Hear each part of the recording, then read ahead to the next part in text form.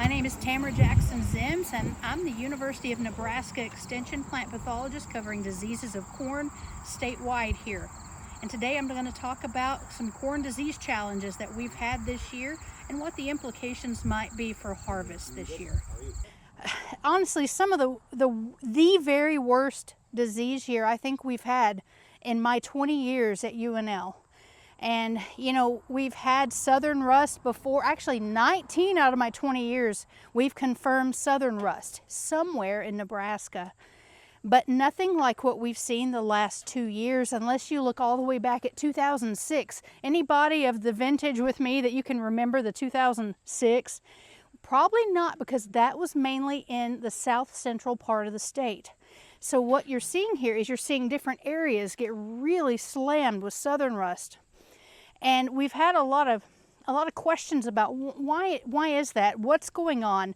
Because some of you probably heard me say last year, you know, don't worry, southern rust, the fungus does not overwinter here. It has to blow in every year. So we probably won't see it like this ever again, or at least for a few years. I said that last year, and I'd like to slap myself now for saying that. And so to have it back to back 2 years in a row in almost the same part of the state is really awful. And I think unprecedented too.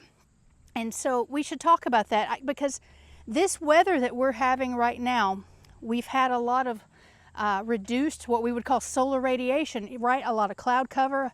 Where I live 2 hours west of here, we didn't see the sun for about 7 days in a row back in late July, early August, a really critical period. So that was a lot of that was the smoke cover too, coming out of Canada.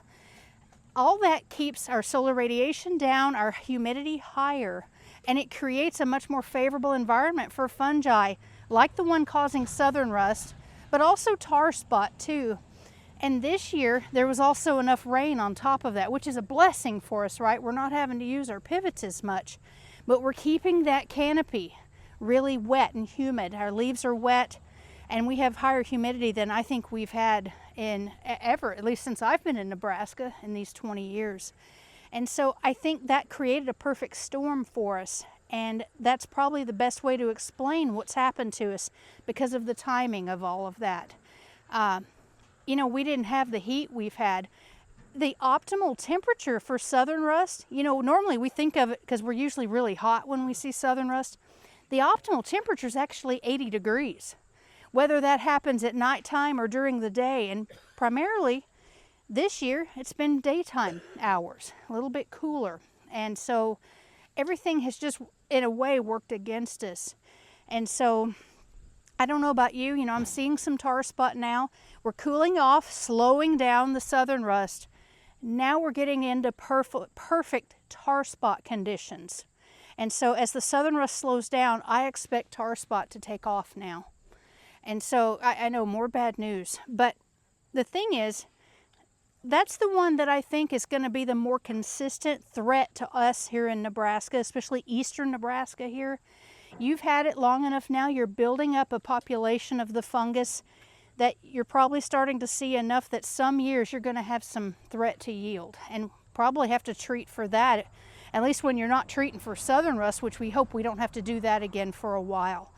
And so working with your seed company reps here, placing hybrids where you've had the worst tar spot, that's going to be a big help for you to keep disease pressure lower, because we do have good hybrids. I wouldn't say hybrids have zero disease. It's unreasonable for us to expect zero disease in even a resistant hybrid. When we say resistant hybrids, I mean less disease, and there's a big difference in those hybrids. And so in some of the previous studies in Indiana, many of the times they didn't even have to spray those under pretty heavy disease pressure in the susceptible ones. So it's worth your effort to do that. I guess coming back up, the other things that happened even before all that, with that rain comes a lot of bad stuff, doesn't it? We had a lot of wind, we had a lot of hail damage, and then came all the bacterial diseases. And we have a ton of those in Nebraska. You know, there's Goss's wilt and the bacterial leaf streak.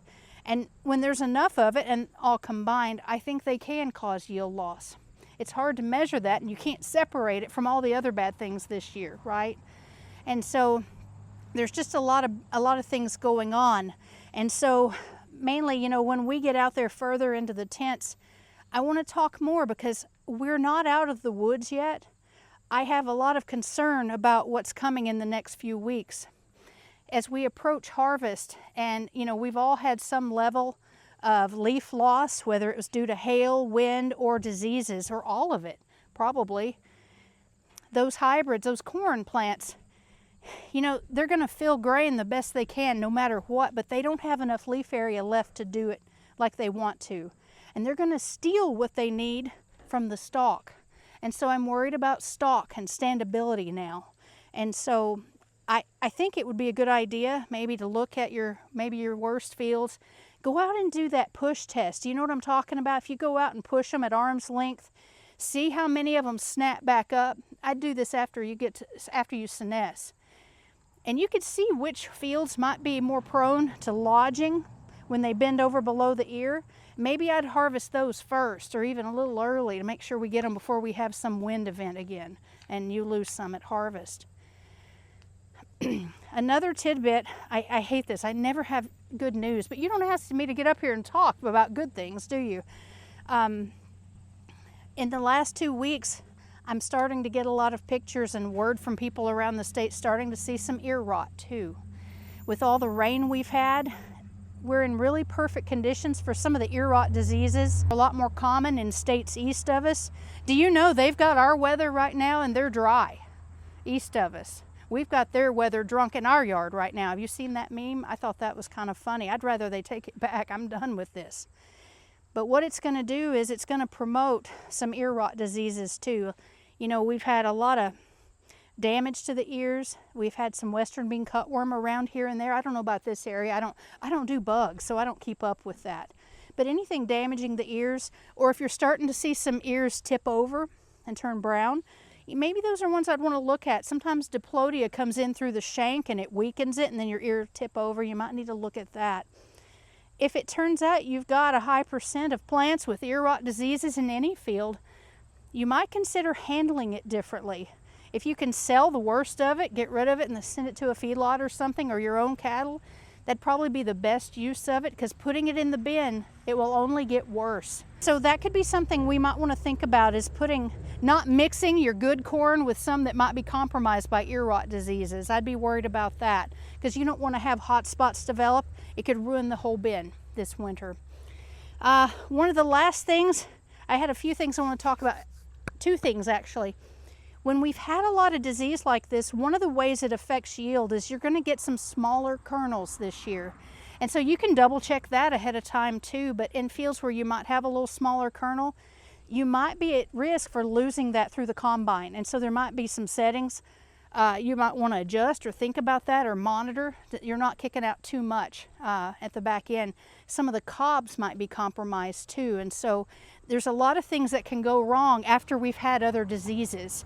And so I just want to warn you to watch for some of these things.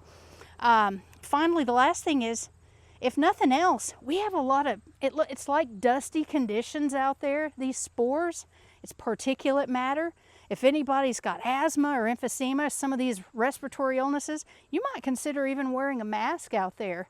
It even affects your air filters kind of the same way. Okay, so I might watch my air filters too. You might have to blow them out more often. So these are just some of the things. I don't want you to have surprises, and if I can help you deal with that ahead of time, I'm happy to talk about that. I've had a lot of people, you know, trying to explain what happened, and some people blaming fungicides, and I have to tell you, I think our fungicides are still working. I think what we're dealing with is a massive amount of disease pressure and a lot of spores. These are unprecedented conditions, and we're overwhelmed right now with disease. And so we have to keep in mind, even our best fungicides that do a fantastic job, really maximum protection is only about 3 weeks from those. And that's why timing is so critical. And that 3 weeks usually buys you protection, you know, protecting those leaves from infection in that follow-up cycle. Normally that's long enough. In a year like this though, sometimes it's not, and you start getting diseases start to infect. The second thing is, even when you have a 2- and 3-way combination fungicide, which we we probably need to be using to do the best job against tar spot and southern rust.